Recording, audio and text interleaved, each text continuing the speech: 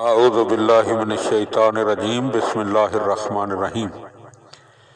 بحار الانوار میں امام علیہ السلام کی توقیات مومنین کی خدمت میں بیان کی جا رہی ہیں۔ امام علیہ السلام سے سوال کیا گیا، کیا کسی شخص کے لیے جائز ہے کہ وہ نماز فریضہ یا نماز نافلہ پڑھ رہا ہو اور اس کے ہاتھ میں تسبیح ہو اور وہ حالت نماز میں اسے گھما رہا ہو؟ تو آپ علیہ السلام نے جواب میں ارشاد فرمایا، اگر اسے بھولنے یا غلطی کرنے کا خوف ہو تو اس کے لیے اپنے ہاتھ میں تسبیح رکھنا جائز ہے۔ پھر آپ علیہ السلام کی بارگاہ میں سوال کیا گیا، کیا بائیں ہاتھ سے تسبیح پڑھنا جائز ہے یا ناجائز؟ تو آپ علیہ السلام نے ارشاد فرمایا کہ یہ جائز ہے اور حمد اللہ کے لیے ہے۔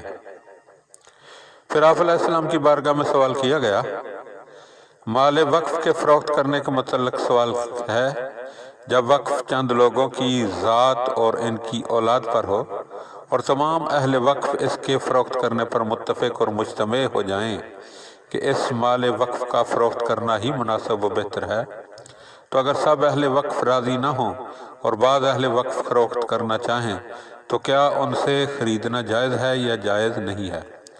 تا وقت ہے کہ سب اہل وقف راضی نہ ہو جائیں۔ اور مال وقف کون سا ہے جس کا فروخت کرنا جائز نہیں ہے؟ تو امام علیہ السلام نے جواب میں فرمایا، اگر وقف امام المسلمین کے لیے ہے تو اس کا فروخت کرنا جائز نہیں ہے، اور اگر وقف مسلمانوں میں سے چند لوگوں کے لیے ہے تو ان میں سے ہر ایک فروخت کر سکتا ہے، خواہ اجتماعی طور پر یا انفرادی طور پر۔ پھر آپ علیہ السلام کی بارگاہ میں سوال کیا گیا،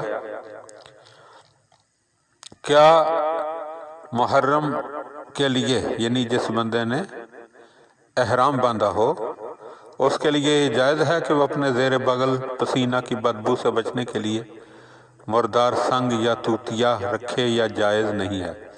تو آپ علیہ السلام نے فرمایا کہ یہ جائز ہے۔ پھر آپ علیہ السلام کی بارگاہ میں سوال کیا گیا، ایک شخص ہے جب اس کی آنکھوں میں بصارت تھی، کسی دستاویز پر گواہ بنایا گیا، اس کے بعد اس کی آنکھیں جاتی رہیں، اب دیکھ ہی نہیں سکتا تاکہ تحریر کو دیکھ کر اپنے دستخط پہچانے، اب اس کی شہادت جائز ہے یا نہیں؟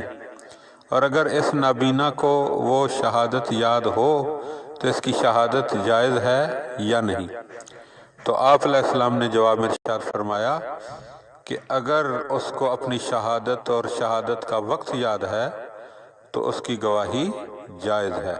اللہم صلی علی